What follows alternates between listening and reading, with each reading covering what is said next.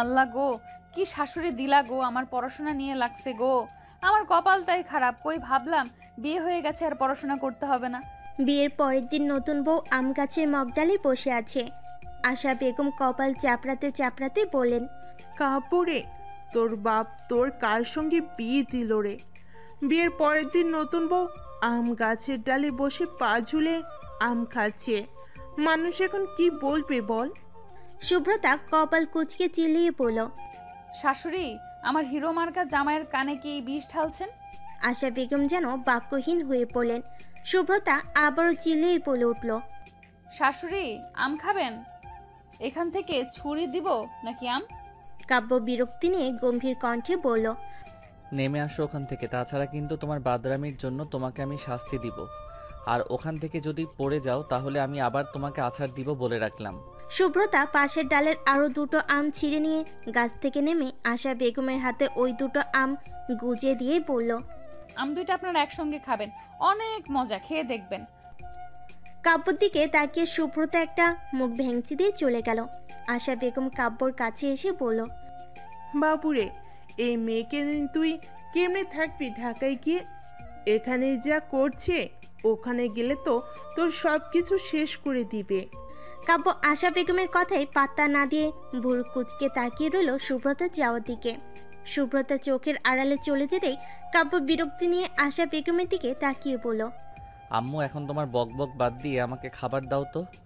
আশা বেগম গটগট পায়ে বাড়ির ভিতর চলে গেলেন। কাব্য ওনার পিছন পিছন চলে গেল। শুভ্রতা দুই পা সোফায় তুলে গালে হাত দিয়ে টিভিতে গোপাল ভাঁড় দেখছে।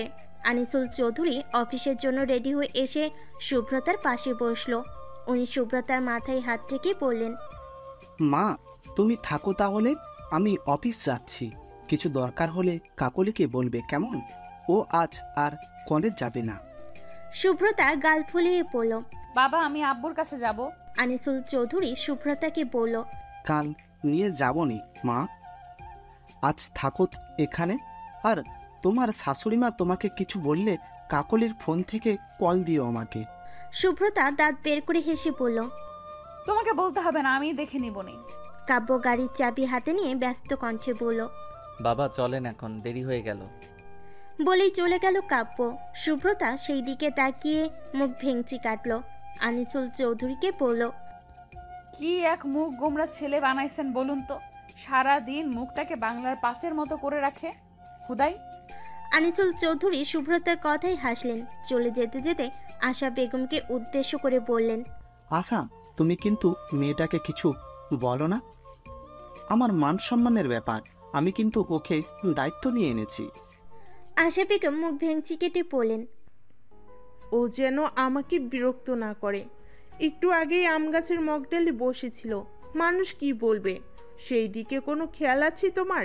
আনিসুল চৌধুরী বললেন, গ্রামের মেয়ে, বোঝই তো, একটু মানিয়ে নাও না। আর তুমি পারবে, আমি জানি। আশা বেগম মুখ ফুলিয়ে রাখলেন, কোনো প্রত্যুত্তর করলেন না। শুভ্রতা লাফাতে লাফাতে চলে গেল রান্নাঘরে। আশা বেগম রান্না করছিলেন, আর হেল্পিং হ্যান্ড দুজন মহিলা ওনাকে কাজে সাহায্য করছিল। শুভ্রতা রান্নাঘরের দরজায় দাঁড়িয়ে পড়ল। শাশুড়ি, আমাকে খেতে দিন তো, আমার ক্ষুধা পেয়েছে। আশা বেগম কথা বললেন না। শুভ্রতা ভুরু কুঁচকে পড়ল, কি হলো শাশুড়ি, আপনি কি কানে শুনছেন না? কানে কি তুলা দিয়েছেন? আশা বেগম রাগান্বিত কণ্ঠে বললেন, ভালো করে কথা বলতে পারো না? সামান্য কথা বলাটাও তোমার বাবা মা শেখায়নি তোমায়? মুহূর্তে মনটা খারাপ হয়ে গেল শুভ্রতার। মুখটা ছোট করে পড়ল, আসলে আমার আম্মু আমাকে জন্ম দিতে গিয়েই মারা যান, তাই আমার আম্মু আমাকে কিছু শেখাতে পারেনি। আশা বেগমের খারাপ লাগলো একটু। শুভ্রতা সেখান থেকে চলে যেতে নিতেই আশা বেগম গম্ভীর কণ্ঠে বললেন, এই মেয়ে দাঁড়ো, খাবার টেবিলে গিয়ে বসো, আমি তোমার খাবার এনে দিচ্ছি। শুভ্রতা মুচকি হাসলো। খাবার খেয়ে একাই পুরো বাড়িটা দেখতে লাগলো সে। আনিসুল চৌধুরী তার ম্যানেজার মমিনুল হককে জিজ্ঞাসা করলো, গ্রামে কি অবস্থা? মমিনুল হক মাথা নিচু করে জবাব দিলেন, এমপির ছেলে তীব্র কাল রাতে মিস্টার শাহিন আহমেদের বাড়িতে আগুন ধরিয়ে দেয় রাতে। আগুনে পুড়ে মারা গেছেন উনি। আনিসুল চৌধুরী ধপ করে চেয়ারে বসে পড়লেন, মাথায় হাত রেখে বলতে লাগলেন, আমি বাঁচাতে পারলাম না ওকে, এখন আমি কি জবাব দিব মেয়েটাকে? আমি পারলাম না। আনিসুল চৌধুরী রক্ত চোখ নিয়ে মমিনুল হককে বলল। তুমি এখন বলছো আমাকে রাতে কি করেছিল? মমিনুল হক নিচু কণ্ঠে বলল। সরি স্যার, আসলে আমি আপনাকে কল করেছিলাম কিন্তু আপনার ফোন বন্ধ ছিল। শুভ্রতা লাফাতে লাফাতে যেতেই এক রুমে উকি দিয়ে দেখল একজন বয়স্ক মহিলা বসে আছে চেয়ারে সিলিংয়ের দিকে তাকিয়ে। শুভ্রতা কপাল কুঁচকে তাকাতেই মহিলাটা বলে উঠল। ভিতরে আসো। শুভ্রতা থতমত খেয়ে গেল, ধীর পায়ে এগিয়ে গিয়ে বলল। আপনি কে? মহিলাটা নিজের চোখের চশমাটা ঠিক করে তীক্ষ্ণ দৃষ্টিতে তাকিয়ে বলল। আমি কাব্যের দাদি। তুমি কি নতুন বউ নাকি? শুভ্রতা মুখ ফুলিয়ে বলল। হুম। কাব্যের দাদি মিসেস আঞ্জুমা বললেন। মন খারাপ নাকি রে? আয় আমার কাছে এসে বস। শুভ্রতা হাঁটু গেড়ে মেঝেতে বসে পড়ল। আঞ্জুমা বেগম শুভ্রতার মাথায় হাত বোলাতে বোলাতে বললেন। জানি তো আমারও অনেক ছোটবেলায় বিয়ে হয়েছিল। জানিস তো আমারও অনেক ছোটবেলায় বিয়ে হয়েছিল। আমার কেমন জানি লাগতো। আর আমার উনি ছিল একদম কাব্যের মতো উঁচা লম্বা, আর ওর মতো রাগী আর ঘাড়তেরাও। উনিও প্রথম দিনই আমাকে যে ধমক দিয়েছিলেন। শুভ্রতা চোখ গোল গোল করে তাকিয়ে বলল। উনিও জানেন কাল রাতে কি ধমকটাই না দিল আমাকে। আমি তো খুব ভয় পেয়ে পরে সোফায় গুটিসুটি মেরে ঘুমিয়েছিলাম। আসলেই খাটাসের খাটা শুনি। আঞ্জুমা বেগম হাসলেন শুভ্রতার কথায়। আঞ্জুমা বেগম বললেন। জানিস তোর বাবা মা অনেক ভালো মানুষ। তোর শ্বশুর আর তোর বাবা অনেক ভালো বন্ধু। আনিসুল বিদেশে শিফট হওয়ার পর যোগাযোগ প্রায় বন্ধই হয়ে যায়। দেশে ফিরে কাজে ব্যস্ত হয়ে পড়ে। পরে তো এই 7 দিন আগে জমি জমার কাজে পরশু কাব্যকেও ডেকে নিয়ে যায়। পরে তো হুট করেই তোকে কাল কাব্যের বউ করে নিয়ে আসে। আগে অবশ্য কাব্যের সঙ্গে তোর বিয়ের কথা বলেছিল তোর শ্বশুর আব্বা আর তোর বাবা। শুভ্রতা চুপ করে শুনছিল আঞ্জুমার কথা। কাকলিকে আসতে দেখে আঞ্জুমা বেগম বলেন। কাকলি যা তো, শুভ্রতার সঙ্গে একটু আড্ডা দে তো, মেয়েটা একা একা বিরক্ত বোধ করছে। কাকলি হেসে বলল। আমি তো ওকেই খুঁজতে এসেছিলাম। চলো শুভ্রতা আমরা যাই। আঞ্জুমা বেগম চোখ ছোট ছোট করে বলেন। শুভ্রতা আবার কি? ও তোর বয়সে ছোট হতে পারে কিন্তু ও তোর সম্পর্কে বড়। কাকলি ফুস করে নিঃশ্বাস ছেড়ে বলল। আচ্ছা বাবা ভাবি, চলেন যাই তাহলে। আঞ্জুমা বেগম হাসলো। শুভ্রতার কাকুলি চলে গেল কাকুলির রুমে। আনিসুল চৌধুরীকে কাব্য নিজের কেবিনে ডাকলো। কাব্য আসতেই আনিসুল চৌধুরী বললেন। কাব্য, তোমার শ্বশুর মারা গেছেন। কাব্য অবাক হয়ে পড়ল। বাবা, উনি এমন হুট করে কেমনে কি? আনিসুল চৌধুরী গম্ভীর কণ্ঠে বললেন। তা জানতে হবে না, শুধু এইটুকু জেনে রাখো, মেয়েটাকে এখন থেকে তোমাকেই দেখে রাখতে হবে। মেয়েটা আপন বলতে শুধু তার বাবা ছিল। যাই হোক, তুমি কিন্তু ওর সঙ্গে ভালো ব্যবহার করবে। মেয়েটা অনেক ছোট, আর তুমি যদি ওর সঙ্গে খারাপ ব্যবহার করেছো তাহলে আমার থেকে খারাপ আর কেউ হবে না, বলে দিলাম। কাব্য চুপ করে সব কথা শুনল। ওর বাবা আবারও বললেন। যাই হোক, সত্যি যদি কঠিন হোক না কেন মেনে নিতে হবে। আর তোমার সঙ্গে শুভ্রতার মিল সৃষ্টিকর্তার থেকে ঠিক করা, তাই তো। দেখো ভাগ্যের কি পরিহাস, তোমাদের কিভাবে মিলিয়ে দিল। আমি বিশ্বাস করি তুমি তোমার দায়িত্বের ঠিকমতো যত্ন করবে। আচ্ছা বাবা, আমি একটু আসি, আমার কাজ আছে। যাও, কিন্তু মনে যেন থাকে শুভ্রতার কথা। কাব্য চুপচাপ কেবিন থেকে বেরিয়ে এলো। নিজের কেবিনের চেয়ারে হেলান দিয়ে বসে চোখ বন্ধ করে রইল। কি থেকে কি হয়ে গেল তার জীবনে। আগের থেকে সে প্রেম ভালোবাসা পছন্দ করতো না, কিন্তু দায়িত্ব কর্তব্য ঠিকই পালন করতে জানে সে। ওই দিন যখন কাব্য যায় তখন সুব্রতের বাবা ওর হাত ধরে কান্নাকাটি করে বলেছিলেন। বাবা, আমার মেয়েটার অনেক বড় বিপদ, তুমি ওকে বাঁচাতে পারো। তুমি দয়া করে আমার মেয়েটাকে বিয়ে করে নাও, আমি তাহলে তোমার কাছে চিরকৃতজ্ঞ থাকবো। কাব্য ওনার হাত ধরে বলেছিল। আঙ্কেল এমন করে বলবেন না। তখনই কাব্যের বাবা কাব্যকে বলেছিল সে যদি শুভ্রতাকে বিয়ে না করে তাহলে তার মরামুখ দেখবে। এক প্রকার বাধ্য হয়েই বিয়ে করতে হয় শুভ্রতাকে। কিন্তু কি এমন বিপদ হয়েছিল শুভ্রতার যে এমন করে বিয়ে করতে হলো? এগুলোই ভাবছিল কাব্য। কাব্যর ভাবনায় ছেদ ঘটল মমিনুল হকের ডাক শুনে। কাব্য কাজে মন দেয়। পরন্ত বিকেলে শুভ্রতা আর কাকুলি গল্প করছিল। কাকুলি বলল, তুমি কোন ক্লাসে পড়ছো? সুব্রতা ফুস করে একটা নিঃশ্বাস ছেড়ে বলল। আর বলো না, একাদশ শ্রেণীতে উঠেছি, পড়াশোনার কথা না বললে হতো না? কাকুলি হেসে বলল। কেন, তোমার পড়াশোনা ভালো লাগে না? আর অবাক করার বিষয় হচ্ছে আমিও এবার একাদশ শ্রেণীতে পড়ছি। সুব্রতা বলল। আমার পড়াশোনা করতে ভালো লাগে না। আশা বেগম কাকুলির রুমের বারান্দায় এসে বলেন। তা কেন ভালো লাগবে? আম গাছে উঠে বসে থাকতে বললে তো ভালো লাগবে তার। সুব্রতা চোখ ছোট ছোট করে তাকিয়ে রইল আশা বেগমের দিকে। আশা বেগম টি টেবিলের চায়ের কাপ আর নুডলস দিয়ে মুখ ভেঙচি দিয়ে চলে যেতে নিল।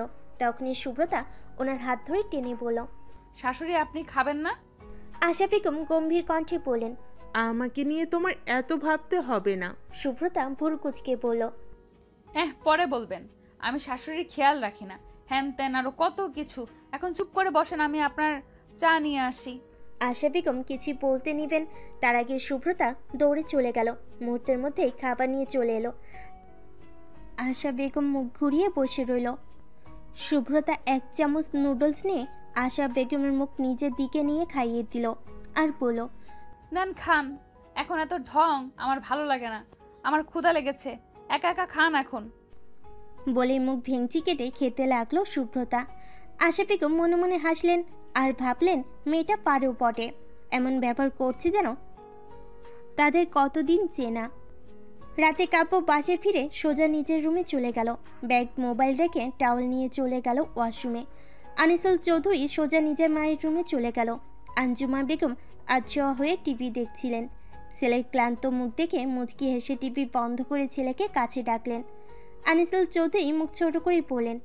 মা, তোমাকে তো সব কথাই বলেছিলাম, কাল রাতে সাইন মারা গেছে। আঞ্জুমা বেগম অবাক হয়ে বললেন। কিভাবে? কি বলছিস তুই? মা, সত্যি বলছি আমি। কাল রাতে এমপির ছেলে সাইনের ঘরে আগুন লাগিয়ে দেয়, সেইখানে। বলতে গিয়ে আনিসুলের গলায় কথা আটকে গেল। কারো ফোপানোর আওয়াজে দুজন দরজার দিকে তাকায়। সুব্রতাকে দেখে দুজনে চমকে ওঠে। আনিসুল চৌধুরী সুব্রতাকে কিছু বলতে নিবেন তার আগে সুব্রতা দৌড়ে চলে যায় কাব্যের রুমে দরজা লাগিয়ে পেটে উল্টো হয়ে শুয়ে বালিশে মুখ গুজে হামাও করে কান্না করতে লাগলো সুব্রতা। আনিসুল চৌধুরী দরজা ধাক্কাতে থাকেন। সুব্রতাকে নিয়ে সে চিন্তিত হয়ে পড়েন। কাব্য ওয়াশরুম থেকে বের হয়ে থমকে যায় সুব্রতাকে এমন হাউমাউ করে কান্না করতে দেখে। কিছুক্ষণ ভেবে বিষয়টি বুঝতে পেরে ওর বাবাকে উদ্দেশ্য করে বলল। বাবা, আপনি গিয়ে ফ্রেশ হয়ে নিন, আমি এই দিকটা দেখে নিচ্ছি। আনিসুল চৌধুরী কাব্যের কথায় চলে যায় নিজের রুমে। কাব্য ধীর পায়ে এগিয়ে যায় সুব্রতার দিকে। সুব্রতার কাঁধে আলতো করে স্পর্শ করে বলল। কান্না করো না, দেখো কেউ তো আর সারা জীবন বেঁচে থাকে না, নিজেকে শক্ত করো। তোমাকে এমন করে কান্না করতে দেখলে কিন্তু তোমার বাবার কষ্ট লাগবে। কাব্যের কথাই সুব্রতার কান্নার বেগ আরও বেড়ে গেল। কাব্য ফুস করে একটা নিঃশ্বাস নিয়ে দুই হাত ধরে টেনে তুলল সুব্রতাকে। নিজের দুই হাতের মাঝে সুব্রতার মুখটা আবদ্ধ করে আলতো করে ওর চোখের নোনা জল মুছিয়ে দিয়ে পড়ল। দেখো সুব্রতা, তুমি যত ভেঙে পড়বে মানুষ তোমাকে আরো ভাঙতে চাইবে। মানুষ তোমার দুর্বলতার সুযোগ নিয়ে তোমাকে আঘাত করবে। নিজেকে শক্ত করে শত্রুকে মোকাবেলা করতে পারলেই জীবন সুন্দর। বাস্তবতা অনেক কঠিন সুব্রতা। কাব্য সুব্রতার দুই হাত নিজের হাতে আবদ্ধ করে বলল। আমি প্রমিস করছি, আমি এখন থেকে তোমার পাশে থাকবো। তুমি আমাকে নিজের ফ্রেন্ড ভাবতে পারো। হুট করে সুব্রতা কাব্যকে জড়িয়ে ধরে ফোপাতে লাগলো। কাব্য এতে অবাক হয়নি। কাব্য আলতো হাতে সুব্রতার মাথায় হাত বুলিয়ে দিতে লাগলো। খানিকক্ষণ পর কাব্য ধীর কণ্ঠে বলল। চলো সুব্রতা, কিছু খেয়ে নাও। সুব্রতা কান্না ভেজা কণ্ঠে বলল। না, আমার ক্ষুধা নেই, আপনি খেয়ে আসুন। কাব্য কিছু বলতে নিবে তার আগে দরজায় টোকা পড়ল। আশা বেগমের কণ্ঠ শুনে কাব্য উঠে গেল দরজা খুলতে। আশা বেগম খাবার প্লেট নিয়ে দাঁড়িয়েছিল। গম্ভীর কণ্ঠে কাব্যকে বলল। যা গিয়ে খেয়ে নে, সবাই তোর অপেক্ষা করছে, আমি ওকে দেখে নিচ্ছি। কাব্য বাধ্য ছেলের মতো চলে গেল। আশা বেগম ধীর পায়ে রুমে প্রবেশ করে দেখল সুব্রতা থ মেরে বসে আছে পেটের উপর। একটা দীর্ঘশ্বাস ফেলে উনি খাবারটা বেড সাইড টেবিলে রেখে বসলো সুব্রতার সামনে বরাবর। গম্ভীর কণ্ঠে বলে উঠল। তুমি যদি এখন না খাও তাহলে কিন্তু তোমার বাবা কষ্ট পাবেন। বাধ্য মেয়ের মতো খেয়ে নাও, কোনো কথা আমি শুনতে চাই না। সুব্রতা কিছু বলল না, চুপ করে বসে রইল। আশা বেগম ভাত মাখিয়ে সুব্রতার মুখের সামনে ধরল। সুব্রতা টলমলো চোখে তাকালো আশা বেগমের দিকে। আশা বেগমের গম্ভীর মুখের আড়ালে যে মমতাময়ী মায়ের রূপ আছে তা বুঝতে দেরি হলো না সুব্রতার। আশা বেগম জোর করে সুব্রতার মুখ ধরে খাইয়ে দিল। সুব্রতা কিছু বলতে গেলেই আশা বেগমের ধমকানি খেয়ে দমে গেল। খাওয়ানো শেষে আশা বেগম বের হয়ে যেতেই কাব্যকে দরজায় দেখে বলল, ধমকাধমকি করিস না। মায়ের কথা শুনে হাসলো কাব্য। কাব্যকে হাসতে দেখে আশা বেগম ভুরু কুঁচকে বলেন, এখন এখানে হাসার কি হলো? কাব্য ফুস করে নিঃশ্বাস ছেড়ে বলল, নিজে এতক্ষণ যে ধমকাধমকি করলে তাতে কিছু হলো না, আবার আমাকে বলছো? আশা বেগম মুখ ঘুরিয়ে বলল, ওটা আলাদা কথা। আমি ধমকাধমকি না করলে ও খাবারটা খাইতো না। পরে অসুস্থ হলে কি হতো? আমাকেই তো তোর বাবা দেখতে বলতো। কথাগুলো বলেই গটগট পায়ে চলে গেলেন আশা বেগম। কাব্য মায়ের যাওয়ার দিকে তাকিয়ে মুচকি হাসলো। কাব্য লাইট অফ করতে সুব্রতা বেড থেকে উঠে যেতে নিলে কাব্য ওর হাত ধরে আটকিয়ে পড়ল। সোফায় যেতে হবে না তোমার। সুব্রতা গুটি সুটি মেরে বেডের বাম সাইডে শুয়ে পড়ল। কাব্য ডিম লাইট জ্বালিয়ে দিয়ে বেডের ডান সাইডে আধশোয়া হয়ে সুব্রতার মাথায় হাত রাখলো। সুব্রতা রিনরিনিয়ে কণ্ঠে বলল, আপনি ঘুমান, আমার জন্য চিন্তা করতে হবে না, আমি ঠিক আছি। তোমার এত কথা বলতে হবে না, চুপচাপ ঘুমাও। সুব্রতা আর কিছু বলল না, চোখ বন্ধ করে রইল। কিছুতেই ঘুম আসছে না সুব্রতার। সুব্রতা কাব্যের দিকে ফিরে দেখলো কাব্য সিলিংয়ের দিকে এক দৃষ্টিতে তাকিয়ে আছে। সুব্রতা রিনরিনিয়ে কণ্ঠে বলল, আপনি কি জানেন আমাদের হুট করে কেন বিয়ে হলো? কাব্য ভুরু কুঁচকে তাকালো সুব্রতার দিকে। সুব্রতা সিলিংয়ের দিকে সোজা হয়ে সেদিকে তাকিয়ে পড়ল, শুনুন তাহলে। আমি যখন কলেজে উঠি তখন থেকেই কাহিনী শুরু। আমাদের এলাকার এমপির ছেলে তীব্র বড়লোকের অবাধ্য সন্তান বলা চলে। সে কলেজের সামনে মেয়েদের টিজ করে বেড়াতো। ছেলেটা খারাপের সেরা বললেই চলে। যত খারাপ কাজ ছিল সব কাজই সে করত। সে যাই হোক, ওর দৃষ্টি আমার উপরে পড়ে। সে আমাকে খারাপ কথাও ইঙ্গিত করায়, আমি ওকে একটা থাপ্পড় মারি। এটা নিয়েও একদম ক্ষেপে ওঠে। বাসায় এসে হুমকি দিয়ে যায়। বাবাকে ডেকে আমাকে বিয়ে করার কথা বলে। আমার বাবা জানতেন ও কেন বিয়ে করতে চাইছে। ওর আগেও দুটো বউ ছিল যাদের বিয়ের পর সে খুন করে। কিন্তু এই কথা সবাই জানে, কিন্তু ক্ষমতার কাছে আর কি। সে যাই হোক, আমার বাবা যখন ওর প্রস্তাবে রাজি হয় তখন হুমকি দেয় আমাকে তুলে নিয়ে যাবে।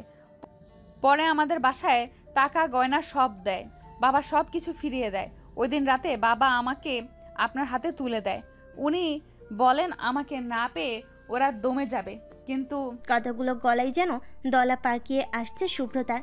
কাব্য বুঝতে পেরে কাত হয়ে সুব্রতার দিকে হলো, ধীর কণ্ঠে বলল, আল্লাহর মায়ের দুনিয়ার বাইর, তুমি চিন্তা করো না, ওর শাস্তি আল্লাহ নিজের হাতে দিবেন।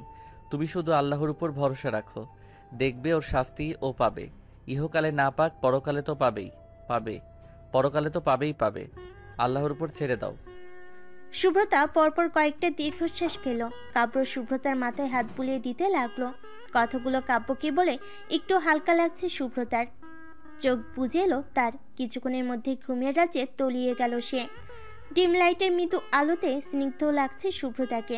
ঘুমন্ত সুব্রতার মুখে যেন চোখ আটকে গেল কাব্যের। কান্নাকাটি করাই চোখ মুখ ফুলে গেছে, তাতেও যেন আরো সুন্দর লাগছে। এর আগে উপন্যাস গল্পে মেয়েদের ঘুমন্ত চেহারার সৌন্দর্যের বিবরণ দেখেছে, আজ নিজের চোখে দেখছে। উজ্জ্বল শ্যামবনের মেয়েটাকে যেন এক অসম্ভব মোহনীয় নারী লাগছে। কাব্য সুব্রতার দিকে তাকিয়ে থাকতে থাকতে কখন যে ঘুমিয়ে গিয়েছে টেরও পায়নি। সকালে মিষ্টি রোদ সুব্রতার চোখে মুখে আছড়ে পড়তে ঘুম ভেঙে গেল ওর। ঘড়ির দিকে তাকিয়ে দেখলো সকাল 9:30 বাজে। হুড়মুড়িয়ে উঠল সে। এতক্ষণে কাব্যরা চলে গেছে। বেড সাইড টেবিলে একটা চিঠি দেখে ভুরু কুচকালো সুব্রতা চিঠিটা হাতে নিয়ে দেখলো চিঠিতে লেখা, আজ থেকে না হয় আমাদের সম্পর্কের একটা নাম দেই, বন্ধুত্ব নামক সম্পর্কটা না স্থাপন করি। সুব্রতা মুচকি হাসলো। সে এখন থেকে শক্ত হবে। কাব্যের কথাগুলো মনে গেঁথে গেছে তার। সে যদি ভেঙে পড়ে তাহলে তার বাবা ভালো থাকবেন না। সুব্রতা ওয়াশরুম থেকে বের হয়ে চলে গেল বসার রুমে। আশা বেগম চশমার চোখে এটে খাতা দেখছেন। সুব্রতা গিয়ে পাশের সোফায় বসে বলল, শাশুড়ি কি করছেন? আশা বেগম তল চোখে একবার তাকিয়ে বলল, খাতা দেখছি পরীক্ষার। সুব্রতা গালে হাত দিয়ে বলল। একটু দয়া মায়া করে খাতাগুলো দেখেন শাশুড়ি। আশা বেগম ভুরু কুচকে তাকালো সুব্রতার দিকে। সুব্রতা বলল। মেলা কষ্ট করে ওরা পড়াশোনা করে। আশা বেগম বললেন। তোমাকে আমি আমার কলেজে ভর্তি করিয়ে দিব, যাও রেডি হয়ে আসো। সুব্রতা ঝট করে উঠে বলল। না না, আমার বিয়ে হয়ে গেছে, এখন আবার কেন পড়াশোনা করব শাশুড়ি? আমার পড়াশোনা ভালো লাগে না, ওটা ছাড়া আর যা বলবেন তাই শুনবো। আশা বেগম গম্ভীর কণ্ঠে বললেন। তা হবে না, রেডি হয়ে আসো, তোমাকে পড়াশোনা শেষ করতে হবে। আমি কাব্যকে বলে দিব ঢাকার কোম্পানির দায়িত্ব ম্যানেজারকে বুঝিয়ে দিয়ে এখানেই থাকতে, পরে তোমার পড়াশোনা শেষে না হয় তোমাকে নিয়ে যাবে। সুব্রতা কিছু একটা ভেবে আশা বেগমের পাশে গিয়ে বসে পড়ল। না পড়লে কি হয় শাশুড়ি? আমি আপনার সেবা যত্ন করব, সংসার মন দিয়ে করবনি, আমাকে ছেড়ে দিন শাশুড়ি। আশা বেগম কঠোর কণ্ঠে বললেন। আমি কিচ্ছু মানছি না, আমাদের বাসায় সবাই উচ্চ শিক্ষিত, তোমাকেও পড়তে হবে। আমাদের বাসায় সার্ভেন্ট আছে কাজ করার জন্য, তোমাকে এখন সংসার মন দিতে হবে না। যখন সময় হবে তখন আমি নিজেই তোমাকে সব দায়িত্ব দিব। আর আমার সামনে এত বাহানা চলবে না, এখন গিয়ে রেডি হয়ে এসো। ও ভালো কথা, টেবিলে খাবার আছে, খেয়ে নাও ভালো মেয়ের মতো, দেরি হয়ে যাচ্ছে। সুব্রতা আর কিছু বলতে পারল না, বিড়বিড় করতে করতে চলে গেল খাবার টেবিলে। আশা বেগম হাসলেন সুব্রতার কাজে, মেয়েটা যে মানিয়ে নিয়েছে নিজেকে, এতে শান্তি মিলছে তার। সুব্রতা বকবক করতে করতে খাবার টেবিলে বসেছে দেখে কাকুলি ভুরু কুচকে তাকালো সুব্রতার দিকে। সুব্রতা কপাল চাপড়াতে চাপড়াতে পড়ল। আল্লাহ গো, কি শাশুড়ি দিলা গো, আমার পড়াশোনা নিয়ে লাগছে গো। আমার কপালটাই খারাপ, কই ভাবলাম বিয়ে হয়ে গেছে আর পড়াশোনা করতে হবে না। কাকুলি খেতে খেতে বলল। এখনো তো আম্মুকে চেনুনি, তোমাকে যখন পড়াতে বসাবে তখন বুঝবে। আমাদের কলেজের সিনিয়র টিচার আম্মু, সবাই জমের মতো ভয় করে। সুব্রতা চোখ বড় বড় করে তাকালো কাকুলির দিকে, অবাক কণ্ঠে বলল। কি বলছো? উনি আমাকে পড়তেও বসাবেন? এখন তাড়াতাড়ি খেয়ে নাও, তাছাড়া আম্মু আবার বকবে। সুব্রতা মুখ বাঁকিয়ে খেতে লাগলো, কান মাথা ভো ভো করছে। আবারও তাকে পড়তে হবে, তার শাশুড়ি ওকে পড়তে বসালে ও শেষ, এগুলোই ভাবছিল সুব্রতা। তখনই কলিং বেল বেজে উঠল। এক সার্ভেন্ট গিয়ে দরজা খুলে দিল। সুব্রতা ভুরু কুচকিয়ে তাকিয়ে রইল দরজার দিকে। লম্বা শ্যামবর্ণের একটা ছেলে, দেখতে আনিসুল চৌধুরীর মতো কিছুটা।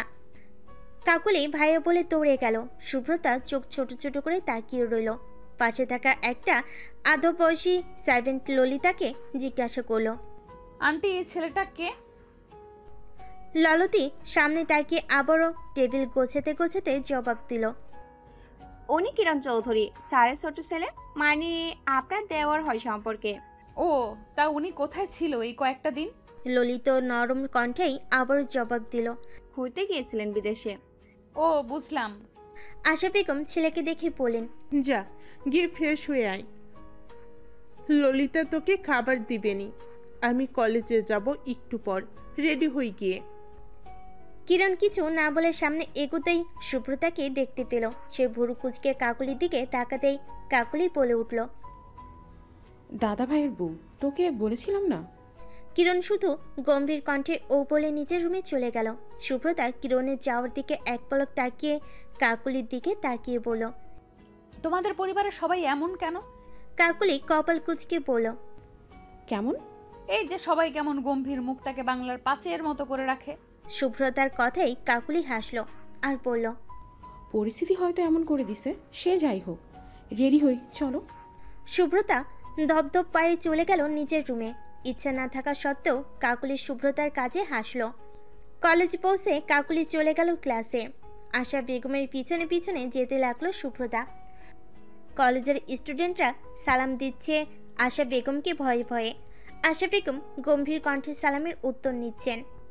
ভর্তির কাজ সম্পূর্ণ করে আশা বেগম সুব্রতার হাত ধরে গাড়ির দিকে নিয়ে যেতে লাগলো। আজ তার ক্লাস নেই, সুব্রতাকে ভর্তি করানোর জন্যই উনি এসেছেন। রাস্তা ধারে ফুচকার দোকানের দিকে তাকিয়ে আছে সুব্রতা। আশা বেগম গম্ভীর কণ্ঠে বলেন। এগুলো অস্বাস্থ্যকর, আমি তোমাকে কিছুক্ষণ পর রেস্টুরেন্ট থেকে কিনে দিব নে, এখন চুপচাপ আমার সঙ্গে চলো। সুব্রতার চোখ মুখ খুশিতে ঝলমল করে উঠল। সে বলল, সত্যি? আশা বেগম গাড়িতে সুব্রতাকে বসিয়ে নিজে বসে সামনের দিকে তাকিয়ে পড়ল। আমি মিথ্যা কথা বলি না। সুব্রতা খুশি মনে জানালা দিয়ে বাইরের পরিবেশ দেখতে লাগলো। আশা বেগম সুব্রতাকে মার্কেটে গিয়ে কিছু কেনাকাটা করে দিলেন। বই খাতা যা যা দরকার সব কিনলেন। যাওয়ার সময় রেস্টুরেন্ট থেকে ফুচকাও কিনে নিলেন। সন্ধ্যায় ক্লান্ত শরীরে নিজের রুমে এসে কাব্য দেখল সুব্রতা কান ধরে দাঁড়িয়ে আছে। আশা বেগম সামনের সোফায় মুখ গম্ভীর করে বসে আছেন। সুব্রতাকে এমন অসহায় অবস্থায় দেখে হুট করে ফিক করে হেসে দিল কাব্য। আশা বেগম আর সুব্রতা দরজার দিকে তাকাতেই কাব্য নিজেকে স্বাভাবিক করার চেষ্টা করেও ব্যর্থ হয়ে হো হো করে হেসে দিল। কাব্যকে মুখ ভেঙচি কেটে অন্যদিকে তাকালো সুব্রতা। কাব্য ওর মাকে বলল, আম্মু, ওকে এমন করে কান ধরিয়ে রেখেছো কেন? আশা বেগম ফুস করে নিঃশ্বাস ছেড়ে বললেন, আর বলিস না, ওকে পড়াচ্ছিলাম। সে যাই হোক, ফ্রেশ হয়ে নে, কিরণ আসছে, একসঙ্গে নাস্তা করবি যা। কাব্য সুব্রতার দিকে তাকিয়ে বলল, আজকের মতো ওকে ছেড়ে দাও আম্মু, বেচারাকে প্রথম দিন একটু মাফ দাও। আশা বেগম সুব্রতার দিকে তাকিয়ে বলল, যাও, আজকে তোমার ছুটি, কাল থেকে কলেজ যাবে, বুঝলে? বলে সুব্রতার উত্তরের অপেক্ষা না করে আশা বেগম চলে গেলেন। সুব্রতা ফুস করে একটা নিঃশ্বাস ছেড়ে কোমরে হাত রেখে পড়ল। আপনি হাসলেন কেন? কাব্য কপাল কুঁচকে পড়ল। হাসি আসলে কি হাসা যাবে না? সুব্রতা দ্বিগুণ জোর দিয়ে পড়ল, আমার কান ধরে থাকতে থাকতে হাত পা সব ব্যথা করছে, আর আপনি হাসি আসলো বলেই হাসলেন? বদলোক। পড়া না পারলে তো এমন হবেই। সুব্রতা রেগে পড়ল। আপনার সঙ্গে আর কথাই নেই, যান। বলে গটগট পায়ে রুম ত্যাগ করলো সুব্রতা। কাব্য হেসে চলে গেল ফ্রেশ হতে। কিরণের রুমের সামনে আসতেই পা থেমে গেল সুব্রতার। মৃদু সুরে গান ভেসে আসছে। সুব্রতা চুপ করে শুনতে লাগলো। কিরণ খালি গলায় গান গাইছে। বৃষ্টিকে জড়িয়ে ধরে আজও কেঁদেছি, চোখের পানি মুছে দেব বলে আর ভাবিনি, এখন আমি অনেক ভালো তোমায় ছাড়া থাকতে পারি। সুব্রতা কপাল কুঁচকে ভাবলো, এ তো কোনো ঘাবলা আছেই আছে। ছেলেটার হাবভাব ভালো লাগছে না, স্যাকা খাইছে নাকি? ভাবতে ভাবতে কাকুলির রুমে চলে গেল।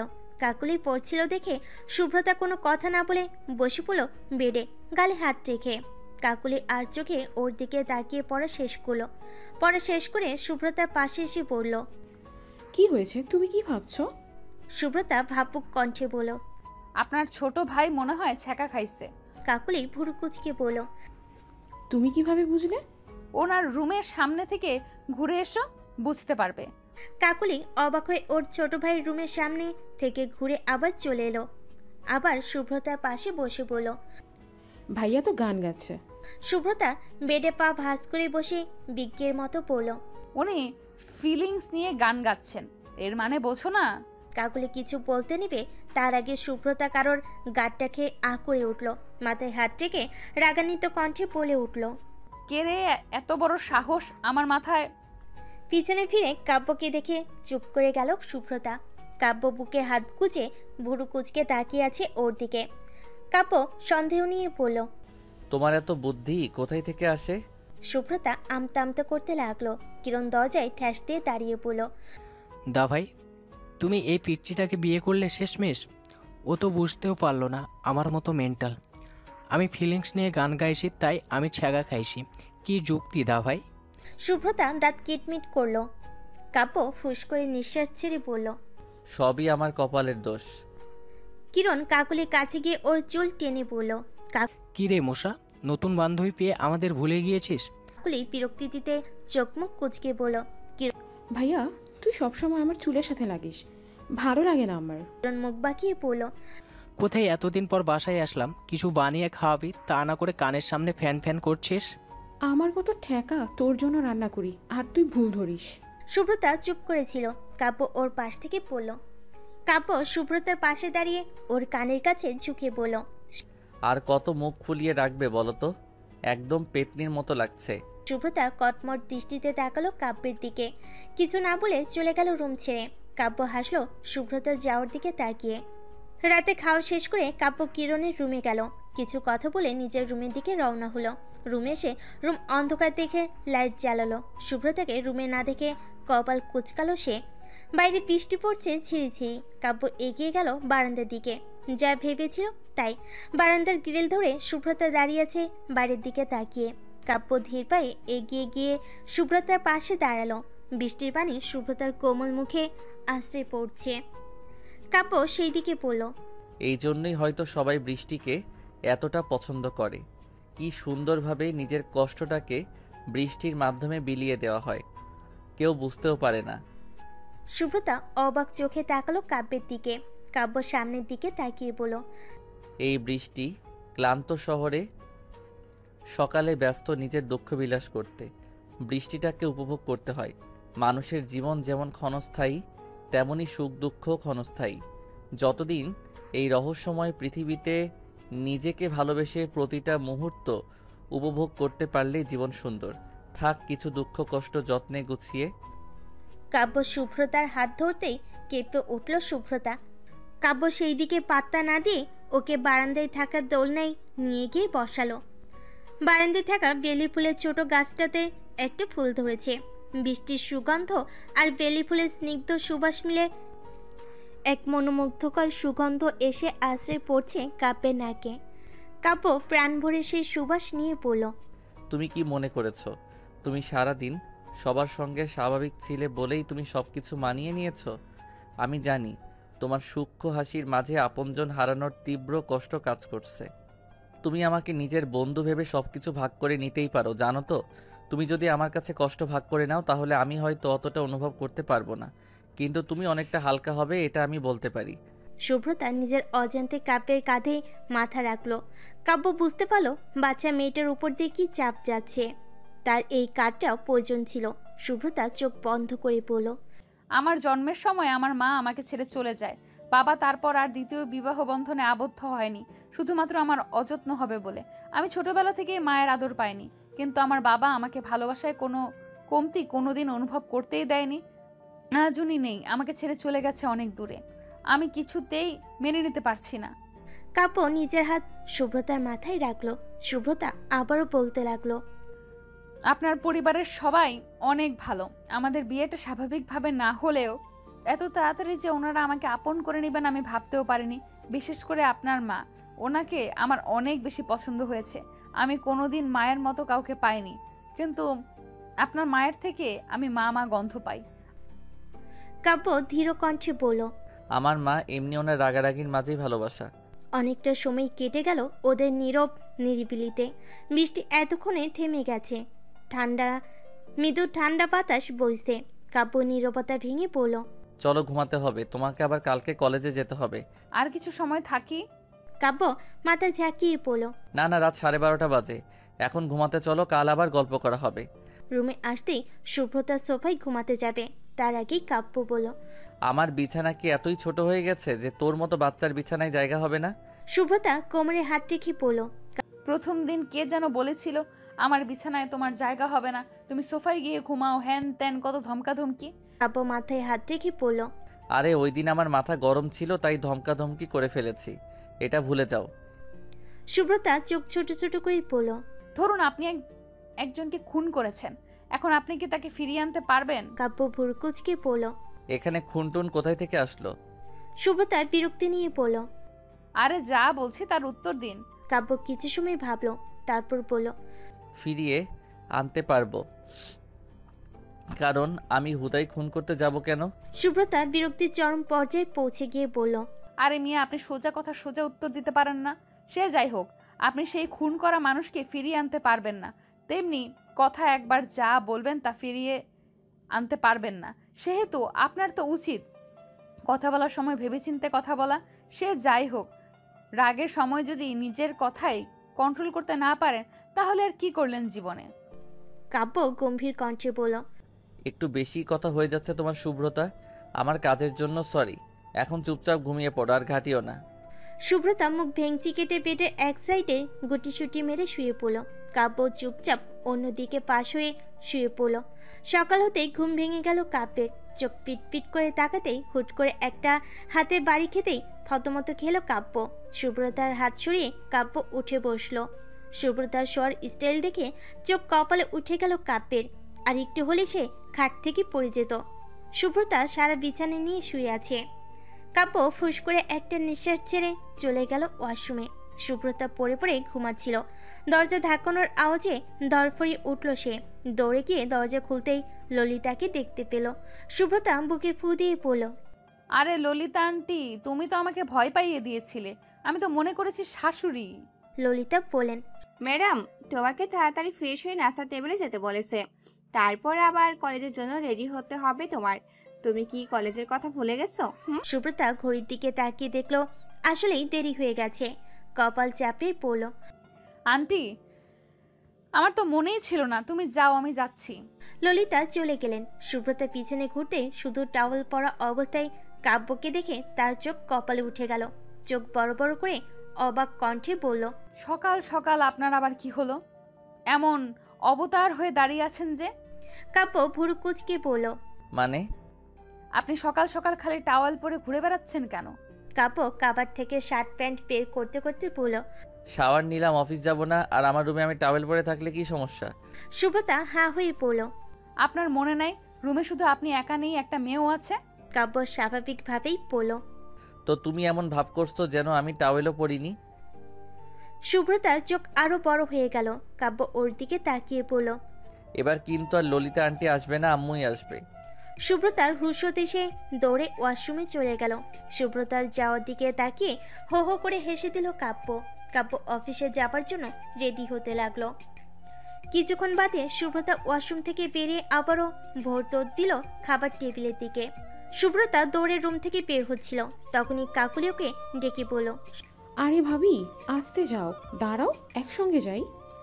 না না, দেরি হয়ে গেছে, শাশুড়ি খেপে যাবে আবার।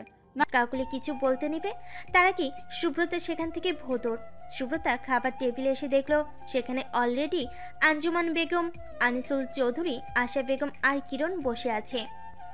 ওরা সবাই ওর দিকে তাকাতেই সুব্রতা দাঁত বের করে হাসলো। আশা বেগম সুব্রতার দিকে একবার তাকিয়ে খাওয়াতে মন দিল। কাকলিও বসে পড়ল। আনিসুল চৌধুরী বললেন, সুব্রতা মা, তোর কোনো সমস্যা হচ্ছে না তো? না না আব্বু, আমার কোনো সমস্যা হচ্ছে না। কাব্য এসে সুব্রতার পাশের চেয়ারে বসলো। আশা বেগম আনিসুল চৌধুরীকে বলল, কাব্য শিফট এখানে করে দিলে ভালো হয়। ঢাকার অফিসের দায়িত্ব অন্য কাউকে দিয়ে দাও, পরে না হয় কাব্য ওখানে যাবে। আনিসুল চৌধুরী খাওয়া শেষ করে মুখ মুছতে মুছতে বলল, আচ্ছা, আমি দেখছি। কাব্য আশা বেগম আগের দিন বলাতে ও আর কিছু বলল না। আর সে জানে ওর আম্মু যা বলে তা করে, তাই আর কিছু বলে লাভ নাই। আনিসুল চৌধুরী আর কাব্য অফিস চলে গেল। আঞ্জুমান বেগম রুমে চলে গেলেন। আশা বেগম সুব্রতা আর কাকুলিকে নিয়ে কলেজ চলে গেলেন। কিরণ চুপচাপ নিজের রুমে বসেছিল। তার ফোনটা বেজে উঠতেই কিরণ রিসিভ করে বলল, চিত্রলেখা, তুমি আজ 8 দিন পর আমাকে কল করলে। তোমার কি একবারও আমার কথা মনে পড়েনি? কি হয়েছে তোমার? অপর পাশ থেকে চিত্রলেখা বলল, আজ বিকেলে একটু দেখা করতে পারবে? কিরণ ভুরু কুচকে বলল, তুমি কান্না করছো কেন চিত্রলেখা? চিত্রলেখা খট করে কল কেটে দিল। কিরণের কপাল কুচকে এলো। সে ভাবতে লাগলো কি হয়েছে হঠাৎ চিত্রলেখার। চিত্রলেখা তো সহজে কান্না করে না, কি হলো তার? কিরণের ভাবনায় সেদ ঘটল আঞ্জুমার বেগমের ডাকে। কিরণ নিজেকে স্বাভাবিক রেখে হেসে বলল, দাদিমা, তুমি আসতে গেলে কেন? আমায় ডাকতে পারতে, আমি চলে যেতাম। আঞ্জুমা বেগম বেডে কিরণের পাশে এসে বসে পড়ল। কতদিন তোর সঙ্গে গল্প করি না বাছা, তাই চলে এলাম। দেখলাম তুইও এমনি বসে আছিস। কিরণ আঞ্জুমা বেগমের কোলে মাথা রেখে শুয়ে পড়ল। আঞ্জুমা বেগম মুচকি হেসে কিরণের মাথায় হাত বুলিয়ে দিতে দিতে বলল, মেয়েটাকে অনেক ভালোবাসিস তাই না? কিরণ চমকে গেল, ভুরু কুচকে বলল, কোন মেয়ে দাদিমা? আঞ্জুমা বেগম আবার মেয়েকে হাসি দিয়ে বললেন, তোকে সে ছোটবেলা থেকেই নিজের হাতে বড় করেছি। তুই কি মনে করছিস আমি কিচ্ছু বুঝি না? তোর ভার্সিটির জুনিয়র যে মেয়েটা ছিল, নামটা কি যেন? কিরণ চুপ করে রয়েছে। আঞ্জুমা বেগম ভেবে বললেন, ও হ্যাঁ, মনে পড়েছে, চিত্রলেখা। কিরণ ধপ করে উঠে বসলো। আঞ্জুমা বেগম একটু জোরেই হেসে দিল। কিরণের গাল ধরে বলল, তোর দাদা ভাইয়ের তো হুট করে বিয়ে হয়ে গেল, তুই এবার একটা ব্যবস্থা কর, ধুমধাম করে বিয়ে দিই তোকে। কিরণ মুখটা ছোট করে বলল, কিন্তু দাদিমা, চিত্রলেখা কেন যে কান্না করছিল? বেশ কয়েকদিন ওর সাথে আমার কথা হয়নি, এখন আবার কান্না করছে। কি যে হলো, টেনশন হচ্ছে আমার। আঞ্জুমা বেগম কপালে ভাঁজ ফেলে বললেন। কল করে কি বললো? কিরণ চিন্তিত কণ্ঠে বলল, বিকালে দেখা করতে বলেছে। আঞ্জুমা বেগম আবারও কিরণের মাথা নিজের কোলে নিয়ে বললেন, চিন্তা করিস না, যা হবে ভালোই হবে। আর বিকেলে তো যাচ্ছিসই। কিরণ চুপ করে রইল। বিকেলে কাকুলির রুমের জানালা দিয়ে সুব্রতা ভুরু কুচকে তাকিয়ে আছে বাড়ির পিছনের দিকে। কাকুলি সুব্রতা ঘাড়ে হাত রেখে বলল, তুমি কি পদ্মজা উপন্যাসের পাতাল ঘরের কথা ভাবছো? কিন্তু ভেবে লাভ নেই, কারণ ওখানে কোনো কিছুই নেই। সুব্রতা কাকুলির দিকে চোখ ছোট ছোট করে বলল, তুমি কিভাবে বুঝলে আমি এমনটা ভাবছি? কাকুলি দাঁত বের করে হেসে বলল, আমি যখন পড়েছিলাম তখন প্রায় সব সময় আমারও এমন মনে হতো। আর আমি কালকে বিকেলে আমার বুকশেলফ থেকে বই নিতে দেখেছি। কাকুলির কথা শুনে সুব্রতা হাসলো। কাকুলিও হেসে দিল। কাকুলি বলল, চলো একটু বাগান থেকে ঘুরে আসি, প্রাইভেট যেতে হবে আবার। সুব্রতা চোখ বড় বড় করেই বলল, এখন আবার প্রাইভেটেও যেতে হবে? কাকুলি নিজের ওড়নাটা ঠিক করতে করতে বলল, তো এখন যাই তাহলে। সুব্রতা মুখ ফুলিয়ে কাকুলির সঙ্গে যেতে লাগলো। বসার ঘরে যেতে আশা বেগম বলে উঠলেন, আজ তোমাদের প্রাইভেটে যেতে হবে না, টিচার বন্ধ দিয়ে দিয়েছে। কেবলই কল করে জানিয়ে দিল আমাকে। সুব্রতা খুশিতে আশা বেগমের কাছে গিয়ে ওনার গালে টুক করে একটা চুমু দিয়ে লাফাতে লাফাতে চলে গেল। কাকলিও পিছু পিছু চলে গেল। আশা বেগম সুব্রতার যাওয়ার দিকে তাকিয়ে মুচকি হাসি দিয়ে মনে মনে বলল, পাগলে একটা। আঞ্জুমা বেগম পাশে বসেছিল। উনি সবটাই দেখছিলেন। উনি আশা বেগমকে বললেন, মেয়েটার এখনো বাচ্চামো যায়নি, ছোট থেকেই মায়ের আদর পায়নি। তুমি এমন করেই ওকে ভালোবেসো। আম্মা, আমি তো আপনার কাছ থেকে সবটাই শিখেছি। আপনি তো আমাকে সবসময় নিজের মেয়ের মতোই আগলে রেখেছেন। আপনার মতো হয়তো পারবো না, কিন্তু আমি চেষ্টা করব। আঞ্জুমা বেগম আশা বেগমের মাথায় হাত রেখে বলেন, তোমাদের ভালো হোক এই দোয়াই করি। তোমার সংসার যেন এমনি শান্তিতে পরিপূর্ণ থাকে। কাকুলি আর সুব্রতা বাগানের ছাউনি দেওয়া জায়গায় বসে আছে আর চা খাচ্ছে। আজ আকাশটা বড্ড সুন্দর লাগছে সুব্রতার। মেঘগুলো সুন্দর আকাশে ভেসে বেড়াচ্ছে। সুব্রতা কি যেন ভেবে কাকুলিকে বলল, আম খাবে? কাকুলি ভুরু কুচকে বলল, এখন আম কোথায় পাবে? আব্বুকে বলে দিবনি রাতে আসার সময় নিয়ে আসবে। সুব্রতা দাঁত কেলিয়ে বলল, আরে রাখো এসব, বাজার থেকে আনলে কি আর মজা হয়? কাকুলি চোখ ছোট ছোট করে তাকালো সুব্রতার দিকে। সুব্রতা আশেপাশে খুঁজে একটা পাথর নিয়ে আম গাছে ছুঁড়ে দিল। সঙ্গে সঙ্গেই দুটো আম গাছ থেকে পড়ল। সুব্রতা মুচকি এসে আম দুটো তুলে আবারও ছাউনিতে চলে গেল। কাকুলির কাছে আমগুলো দিয়ে পড়ল, আমগুলো রাখো, আমি বাড়ির ভেতর থেকে লবণ মরিচ নিয়ে আসছি বলে দৌড় দিল সুব্রতা। কাকুলি শুধু ফ্যালফ্যাল দৃষ্টিতে তাকিয়ে রইল সুব্রতা যাওয়ার দিকে। সুব্রতা বাড়িতে ঢুকে দেখলো আশা বেগম মন দিয়ে কি যেন করছে সোফায় বসে। সুব্রতা মনে সাহস নিয়ে পরপর কয়েকটা নিঃশ্বাস ছেড়ে ধীর পায়ে যেতে লাগলো রান্নাঘরের দিকে। সুব্রতা একটা ছোট বাটিতে মরিচ গুঁড়া আর লবণ নিয়ে নিজের ওড়না দিয়ে খুব সতর্কতার সাথে লুকিয়ে নিল। আবার চারপাশে চোখ বুলিয়ে দেখে নিল সে। ধীর পায়ে রান্নাঘর থেকে বসার রুমে আসতেই দেখলো আশা বেগম আগের অবস্থায় আছেন। সুব্রতা ধীর পায়ে যেতে নিলেই হুট করেই পা থেমে যায় ওর আশা বেগমের গম্ভীর কণ্ঠে। আশা বেগম বলেন, খাচ্ছ খাও, কিন্তু বেশি খেও না, পরে সমস্যা হবে। সুব্রতা ধীর কণ্ঠে বলল, আচ্ছা শাশুড়ি, বলে ভোর দৌড় দিল। বসার রুম পেরোতেই বুকে ফু দিল সুব্রতা। নিজেকে স্বাভাবিক করে চলে গেল সে বাগানের দিকে। কিরণ বসে আছে ঝিলের ধারে চিত্রলেখার অপেক্ষায়। আজ সে তাড়াতাড়ি চলে এসেছে, এখনো আসছে না কেন চিত্রলেখা? ভাবতে ভাবতেই চিত্রলেখার রিন্ডি নিয়ে কণ্ঠ শুনে পিছনে ফিরে তাকালো কিরণ।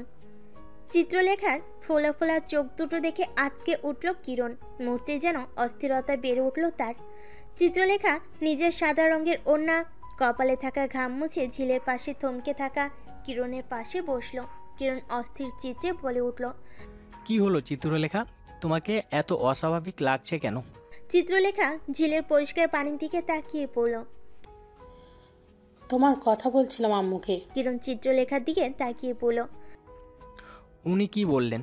চিত্রলেখা পরপর কয়েকটা দীর্ঘশ্বাস ফেলে জিভ দিয়ে ঠোঁট ভিজিয়ে বলল, আমার আম্মু ছোটবেলা থেকেই আমাকে আর আমার ভাইকে এক হাতে মানুষ করেছে। বাবা নামক স্বার্থপর মানুষটা আর আমার ভাই যখন খুব ছোট তখনই উনি আমাদের ছেড়ে অন্য নারীর প্রতি আসক্ত হয়ে ছেড়ে চলে যান আমাদের।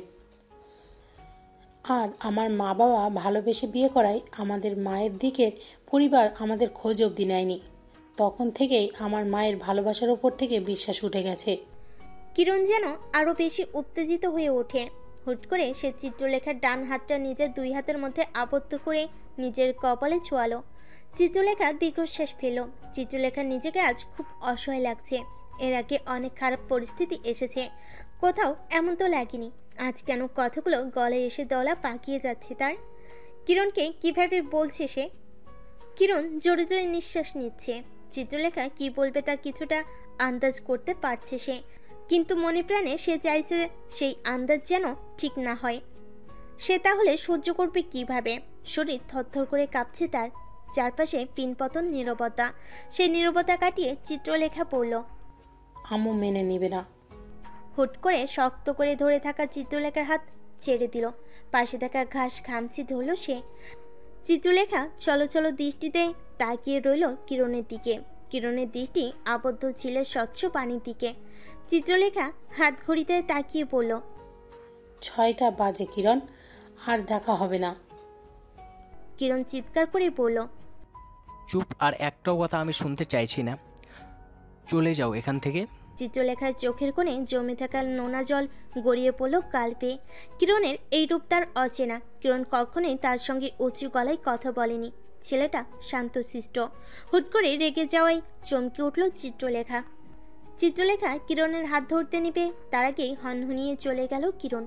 চিত্রলেখা কানা ভেজা চোখে তাকিয়ে রইল কিরণের যাওয়ার দিকে। কিরণ উন্মাদের মতো বাইক চালাচ্ছে, তাকে পাগল পাগল দেখাচ্ছে। চোখের সামনে বারবার ভেসে উঠছে চিত্রলেখার কান্না ভেজা মুখ। সুব্রতা কাকুলির কাছ থেকে আম নিয়ে লবণ মরিচ দিয়ে খেতে লাগলো। কাকুলিও খাচ্ছে তার সঙ্গে। কাকুলির ফোন বেজে উঠতেই সুব্রতা কপাল কুঁচকে তাকালো সে। কাকুলি কল রিসিভ করতে অপর পাশ থেকে কাব্য বলে উঠল, তোরা কোথায়, প্রাইভেটে গেছিস নাকি? গেলে ওখানেই থাক, আমি অফিস থেকে বের হয়েছি, তোদের নিতে আসছি। কাকুলি বলল, দা ভাই আজ তো প্রাইভেট ছিল না, আমরা বাসায় আছি। ও ফাঁকিবাজ তাহলে বেঁচে গেছে। সুব্রতা চিল্লিয়ে বলল, ওই মিয়াকে ফাঁকিবাজ? আপনি ফাঁকিবাজ? কাব্য তাড়াতাড়ি করে কল কেটে দিল। সে বুঝতে পারেনি যে সুব্রতা শুনতে পাবে তার কথা। হাসলো সে, আবার নিজেকে নিজে প্রশ্ন করলো সে হাসলো কেন। কিন্তু অনেক ভেবেও যখন কুল কিনারা পেল না, তখন আর সেদিকে পাত্তা না দিয়ে গাড়ি চালাতে লাগলো। সুব্রতা আর কাকুলি ছাউনিতে বসেছিল, তখন সামনে দিয়ে গটগট পায়ে কিরণ চলে গেল। কাকুলি কয়েকবার ডাকলো, কিন্তু উত্তর দিল না কিরণ। কাকুলি অবাক হলো কিরণের আচরণে। হঠাৎ করে কি হলো তার ভাইয়ের? সুব্রতার কথায় ভাবনার ছেদ ঘটল। সুব্রতা বলে উঠল, ওনাকে এমন দেখাচ্ছিল কেন? কাকুলি চিন্তিত কণ্ঠে বলল, তাই তো বুঝতে পারছি না। কিরণকে এমনভাবে বাসায় ঢুকতে দেখে আঞ্জুমা বেগমের মুখ চুপসে গেল। তবে কি মেয়েটা ধোকা দিল? এগুলো ভাবনাই তার মাথায় ঘুরঘুর করছে। আঞ্জুমা বেগমের ভাবনায় ছেদ ঘটল ধাম করে দরজা লাগানোর শব্দে। কি হবে এখন, তাই উনি ভাবতে লাগলেন। কাব্যের বাসে আস্তে আস্তে সন্ধ্যা হয়ে গেল। কাব্য বাড়িতে ঢুকে কারোর শব্দ না পেয়ে কপাল কুচকে এগিয়ে গেল কাকুলির রুমের দিকে। আশা বেগম কাঠের স্কেল হাতে চশমা এঁটে বসে আছেন কাকুলি আর সুব্রতার সামনে। কাকুলি পড়ছে, কিন্তু সুব্রতা শুধু ঠোঁট উল্টাচ্ছে।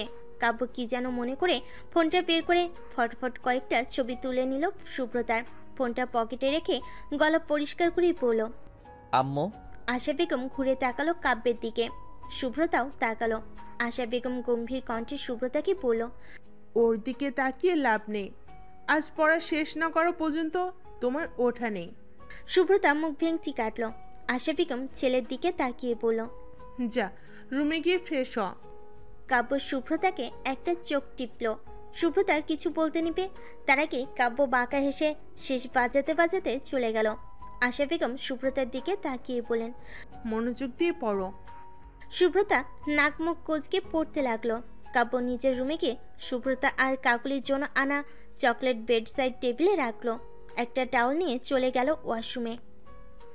ওয়াশরুম থেকে বের হতে বেডের উপর আঞ্জুমা বেগমকে চিন্তিত মুখে বসে থাকতে দেখে বুড়জগল কুচকে বলল, দাদিমা, কিছু কি হয়েছে? তোমাকে এমন দেখাচ্ছে কেন? আঞ্জুমা বেগম কিছু বলার আগেই ললিতা এসে কাব্যকে নাস্তা দিয়ে গেল।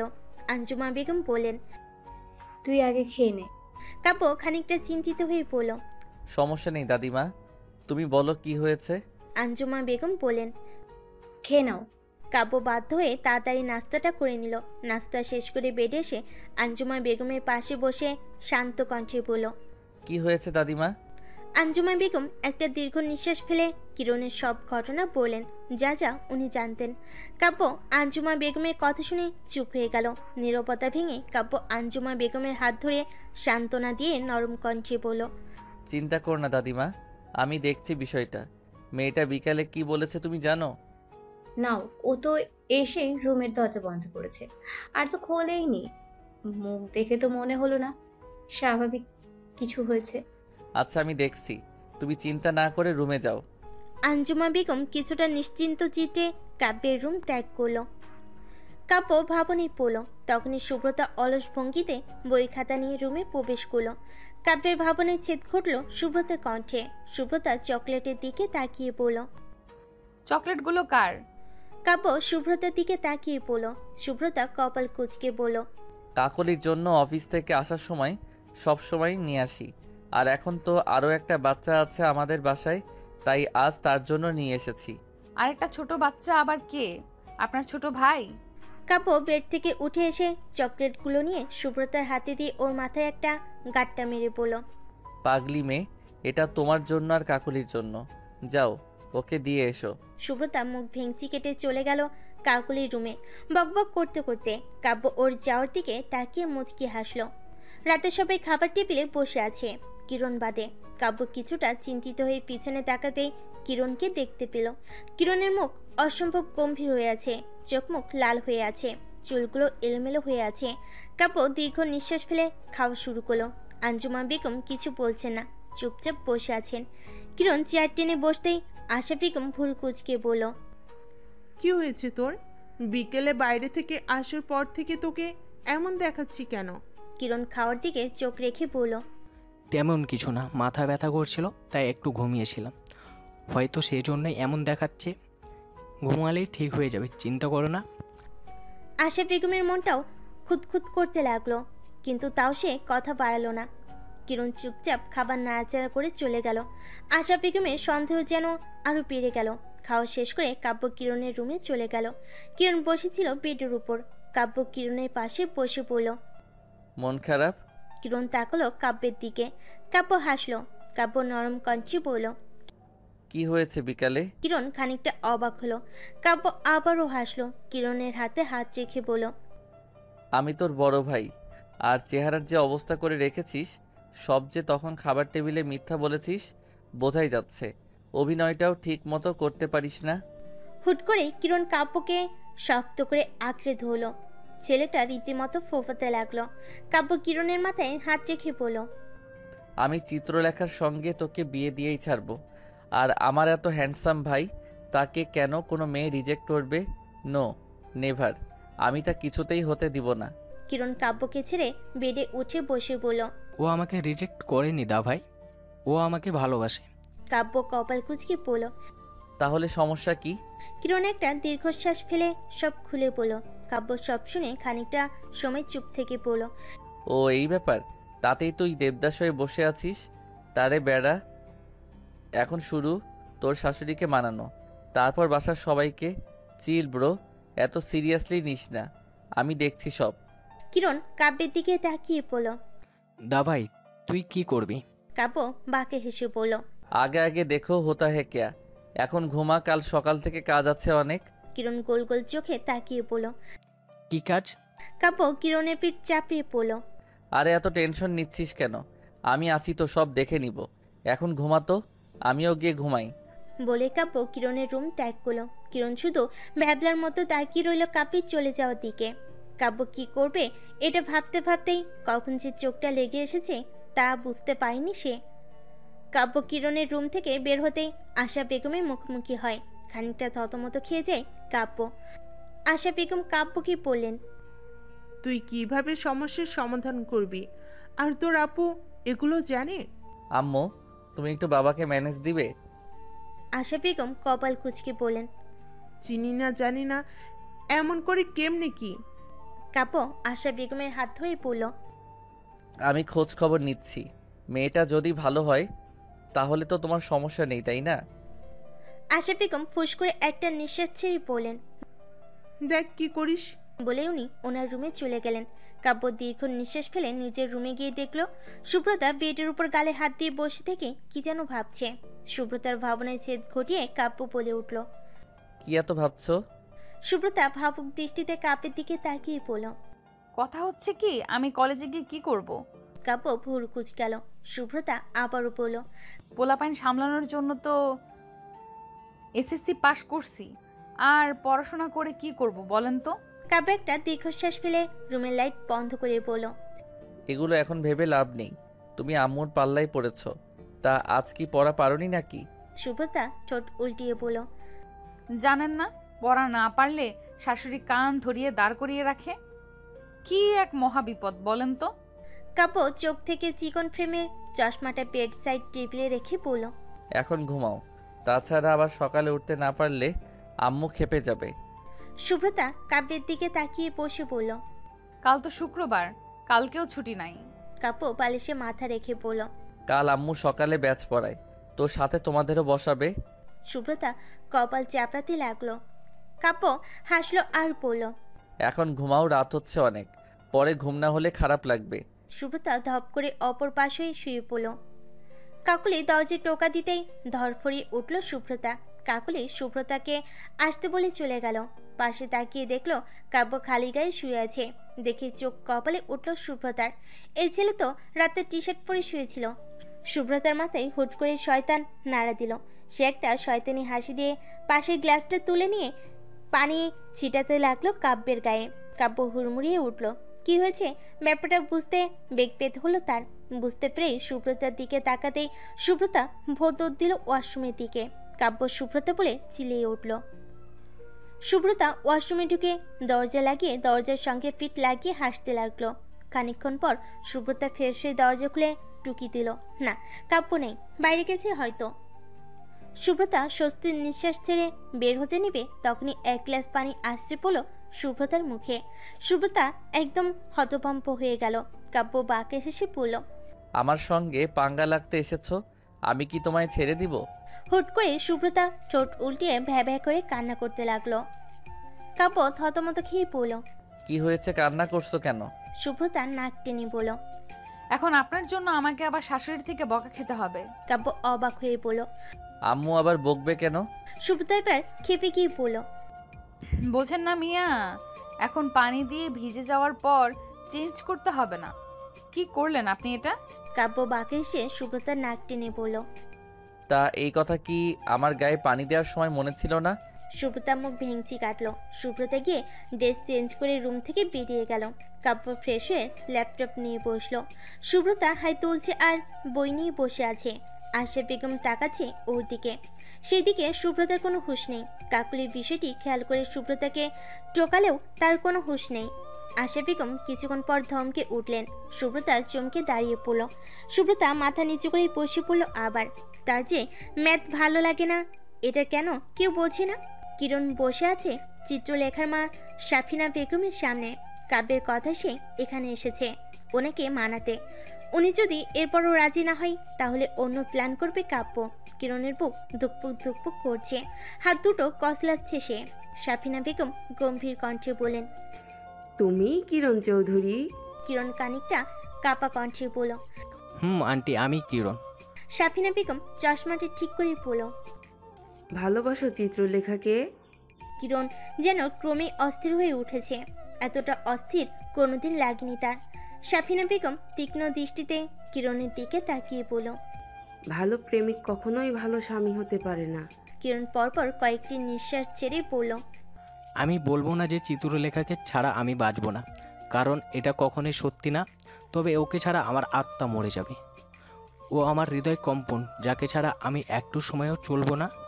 সাফিনা বেগম গম্ভীর কণ্ঠে বললেন। আবেগ দিয়ে জীবন চলে না কিরণ। কিরণ জিভ দিয়ে ঠোঁট ভিজিয়ে বলল।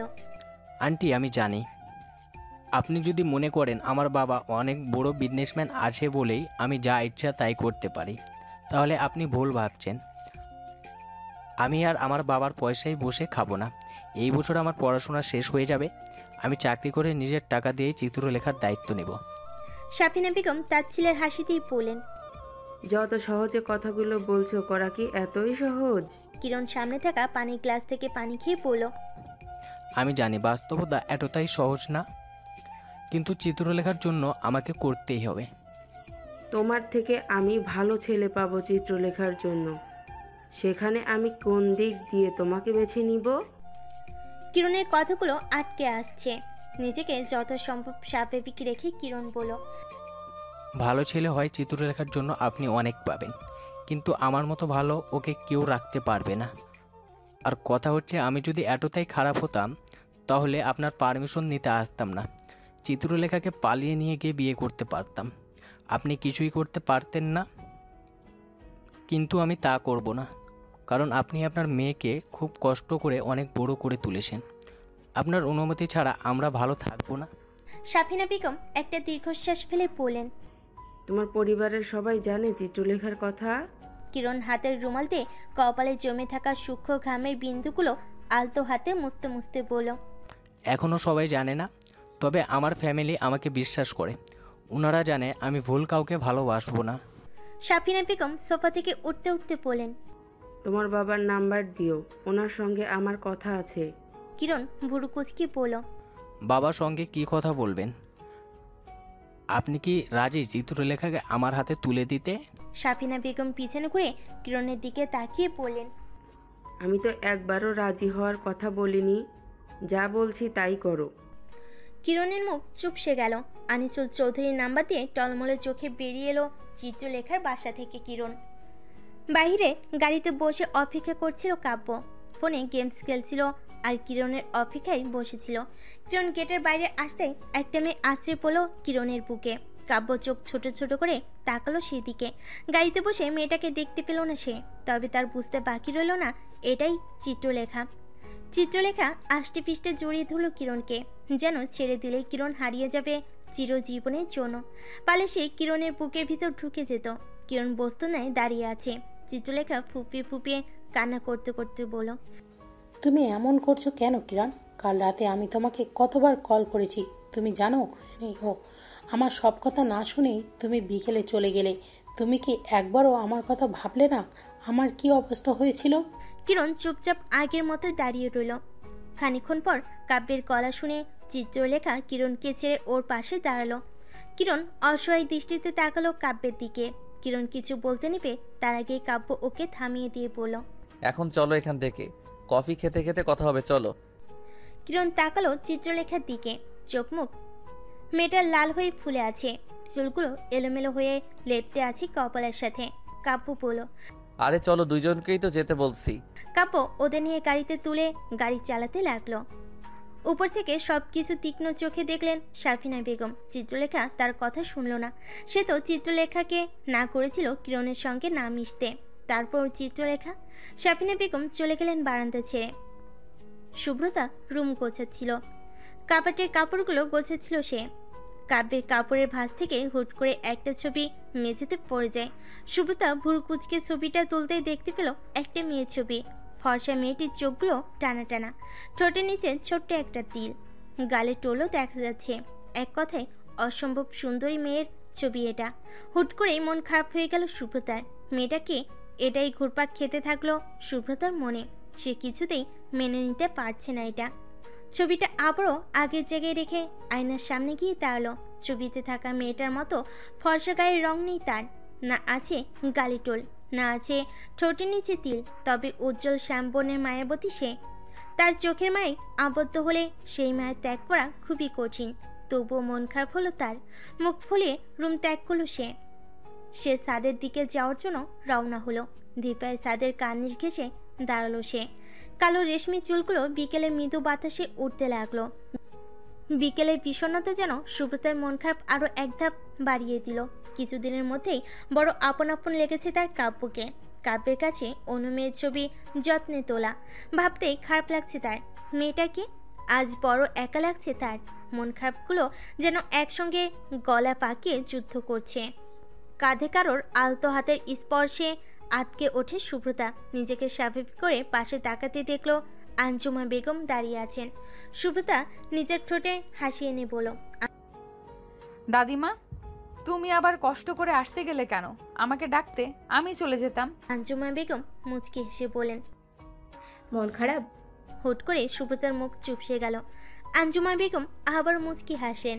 আঞ্জুমা বেগম বলেন, বুঝি রে বুঝি, কাব্যর সঙ্গে কিছু হয়েছে তাই না? সুব্রতা তাকালো আঞ্জুমা বেগমের দিকে। আঞ্জুমা বেগম আবারও বলেন, ভাবিস না তো, সব ঠিক হয়ে যাবে। তোদের একসঙ্গে করেছেন আল্লাহ, উনি সব ঠিক করে দেবেন, বুঝলি? কাব্য, কিরণ আর চিত্রলেখা বসে আছে একটা রেস্টুরেন্টে। কিরণ আর সাফিনা বেগমের কথাগুলো শুনে কিছুটা ভাবনায় পড়লো কাব্য।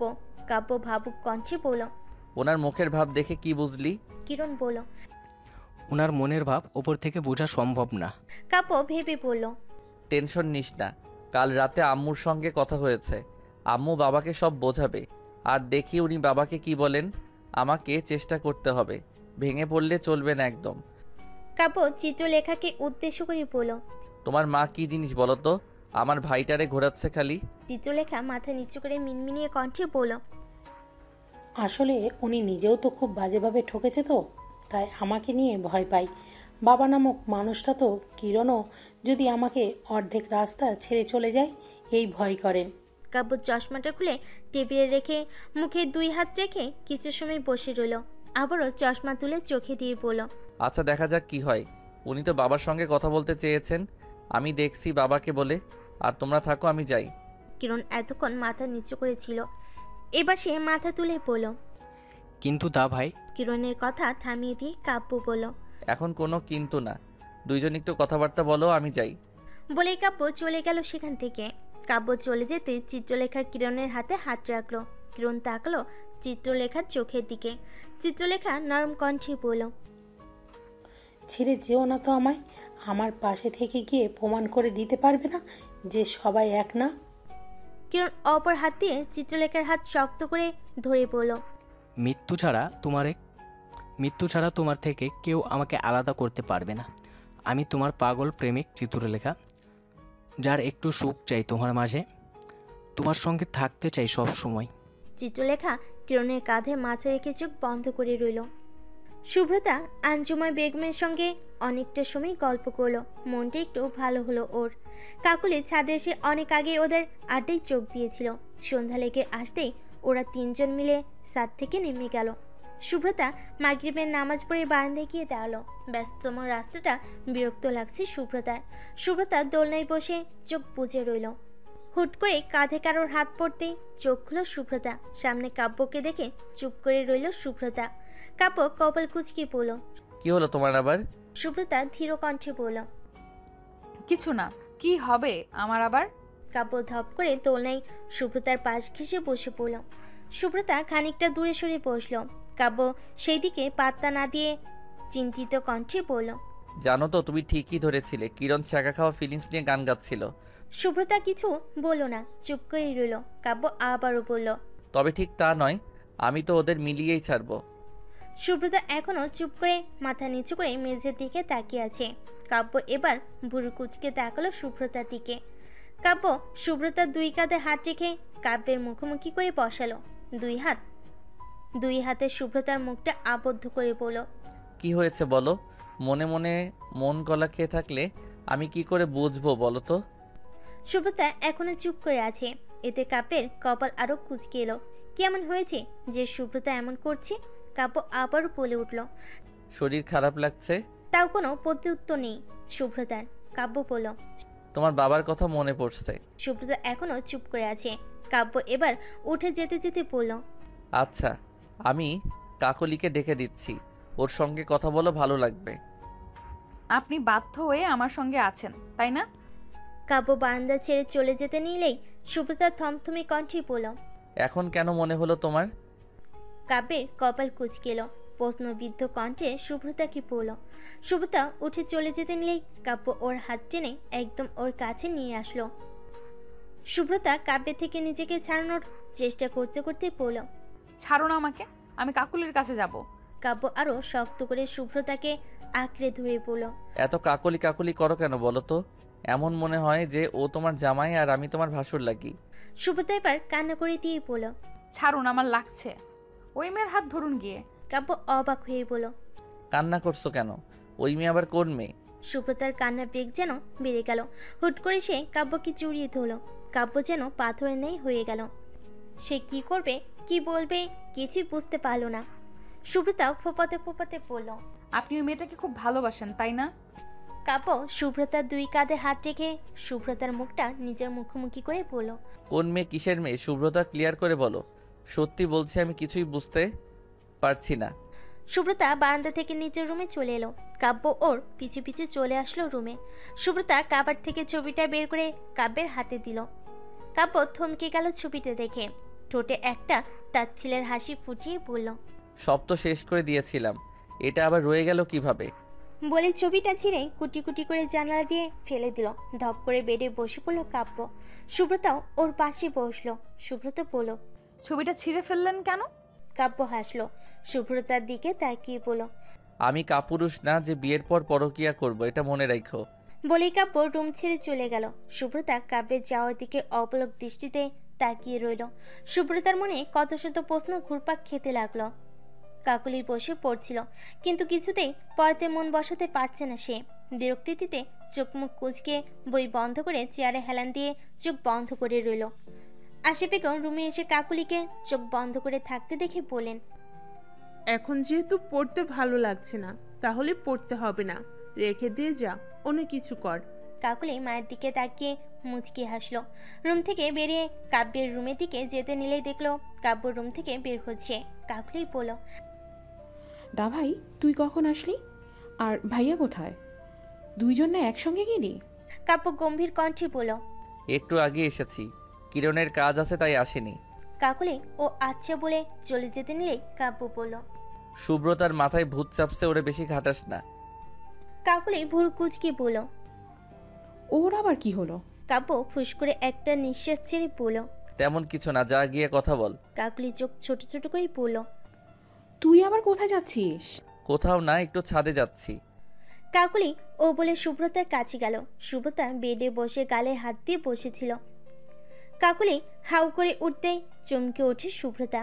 সুব্রতা বুকে ফু দিয়ে রাগী চোখে কাকুলির দিকে তাকাতেই কাকুলি হেসে দিল।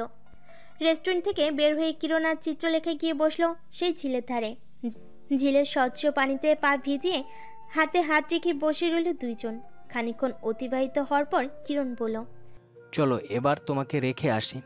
চিত্রলেখা কিরণের দিকে তাকিয়ে বলল, সময়টা যদি এখানেই থমকে যেত, সারা জীবন যদি পারতাম তোমার হাতে হাত রেখে অতিবাহিত করতে, তাহলে হয়তো আমার চেয়ে বেশি কেউ খুশি হতো না।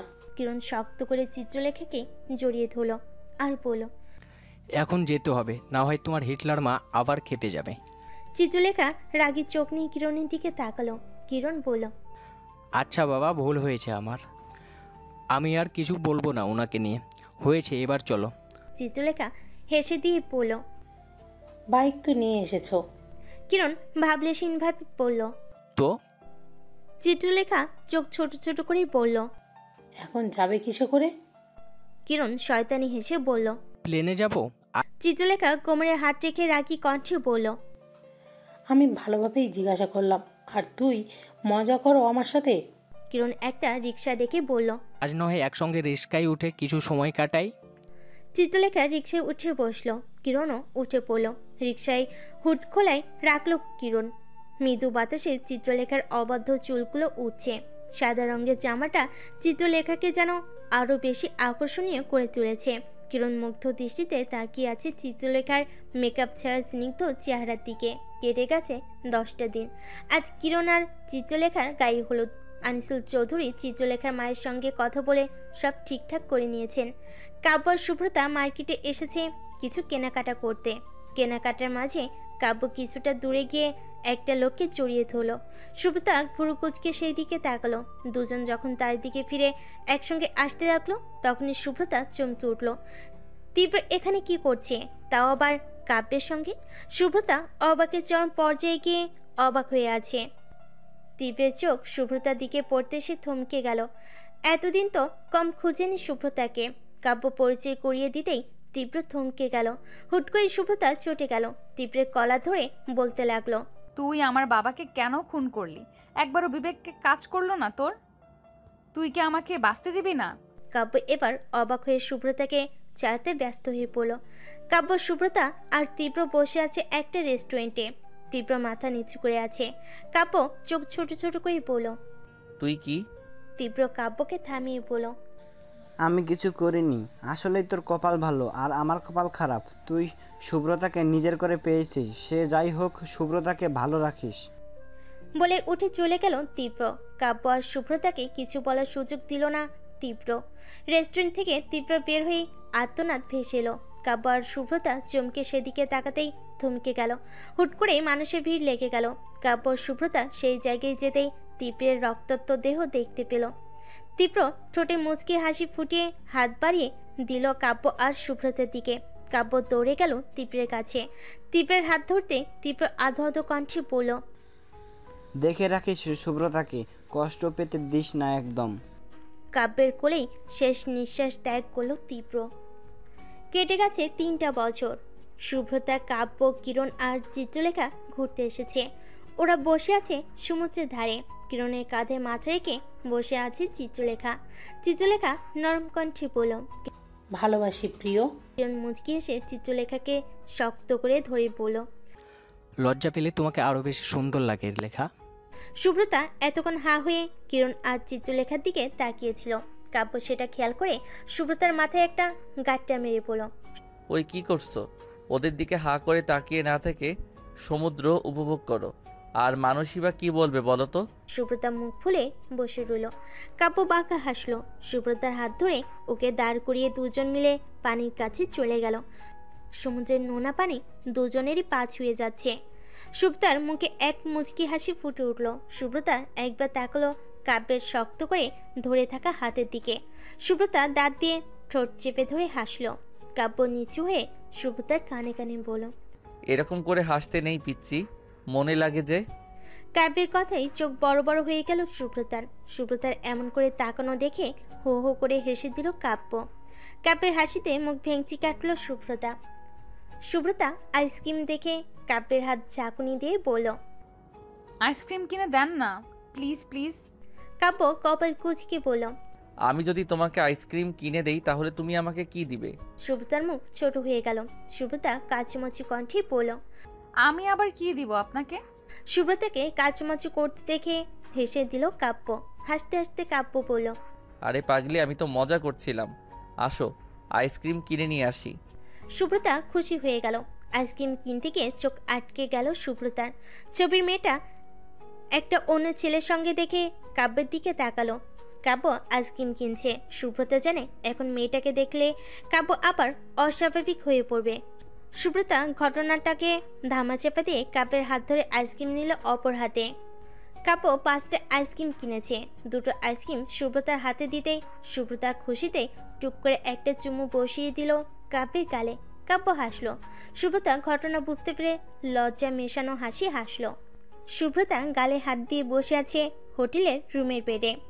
সন্ধ্যার পর আর খবর নেই কাব্যের। কিরণ আর চিত্রলেখার সঙ্গে ছিল এতক্ষণ সে, কিন্তু তার ভালো লাগছিল না বলে রুমে চলে এসেছে। হুট করে বৃষ্টি পড়তে শুরু করলো। সুব্রতার কপালে চিন্তার চাপ পড়লো। সুব্রতা গিয়ে দাঁড়ালো বারান্দায়। বৃষ্টি হলে তার মন কেন যেন খারাপ হয়ে যায়। কাব্য চাবিতে রুমে দরজা খুলতেই সুব্রতাকে দেখতে পেল না। দরজা লাগিয়ে সে এগিয়ে গেল বারান্দার দিকে। সুব্রতাকে ডাকতে সুব্রতার পিছু ফিরে তাকালো। কাব্যের চোখ আটকে গেল সুব্রতার দিকে। শুভ্র রঙের শাড়িতে এক মোহনীয় নারী লাগছে সুব্রতাকে। লম্বা চুলগুলো বাতাসে তালে তালে নাচছে। সামনে অবাধ্য চুলগুলো কপালে সে বাড়ি খাচ্ছে। কাজল রাঙ্গানো চোখ যেন আরো এক ধাপ সৌন্দর্য বাড়িয়ে দিয়েছে। কাব্য মুগ্ধ দৃষ্টিতে তার মায়াবতীর দিকে তাকিয়ে আছে। সুব্রতার কাব্যের এমন করে তাকানো দেখে লজ্জা পেল। কাব্য ধীর পায়ে সুব্রতার কাছে এসে হাতে থাকা গোলাপ ফুলটা ওর কানে গুঁজে দিল, পকেটে থাকা বেলি ফুলের মালাটা ওর হাতে পরিয়ে দিল, মুগ্ধ কণ্ঠে বলল, এখন একদম পারফেক্ট লাগছে। সুব্রতা মুচকি হাসলো। কাব্য ভুরু নাচিয়ে বলল, নাফিসাকে যে দেখলে আমাকে কিছু বললে না কেন? সুব্রতা কপাল কুচকে বলল, নাফিসাকে? কাব্য দীর্ঘ নিঃশ্বাস ফেলে বলল, ছবির মেয়েটা। সে যাই হোক, নাফিসা আমার প্রথম প্রেম ছিল, কিন্তু নাফিসার ভালোবাসা ছিল আমার ছোটবেলার বন্ধু তুর্যকে।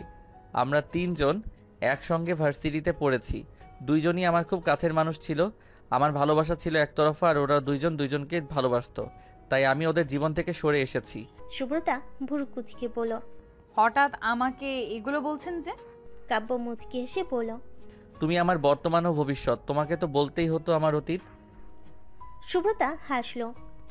কাব্য শুভ্রতার দিকে তাকালো, শুভ্রতাও তাকালো। আজ কাব্যকে অন্যরকম লাগছে। আজ ওর চোখে চিকন ফ্রেমের চশমাটা নেই, তাও খারাপ লাগছে না। ফর্সা মুখে কালো কুচকুচে চাপ দাড়িতে বেশ ভালো লাগছে। কাব্য শুভ্রতার কোমরে হাত দিয়ে নিজের কাছে নিয়ে এসে ওর কপালে একটা চুমু দিয়ে কপালের সঙ্গে কপাল ঠিকই পড়ল, এই বৃষ্টি ক্লান্ত শহরকে সাক্ষী রেখে বলছি, বৃষ্টির সময় তোমার মন ভালো করার দায়িত্ব আমি নিলাম। সুব্রতা মুচকি হাসলো। হুট করে কাব্য সুব্রতার হাত ধরে দৌড় দিতে লাগলো। সুব্রতা অবাক হয়ে বলল, কোথায় যাচ্ছেন? বৃষ্টি ক্লান্ত শহরে নিজের ক্লান্তি দূর করতে যাচ্ছি। হোটেলের বাগানে এসে বৃষ্টিতে ভিজতে লাগলো কাব্য আর সুব্রতা। কাব্য দুহাত ছড়িয়ে চিলিয়ে বলল, ভালোবাসি শুভ্রতা। সুব্রতা কাব্যকে শক্ত করে জড়িয়ে ধরে বলল, আমিও আপনাকে ভালোবাসি। পরিশেষে ভালো থাকুক ভালোবাসা।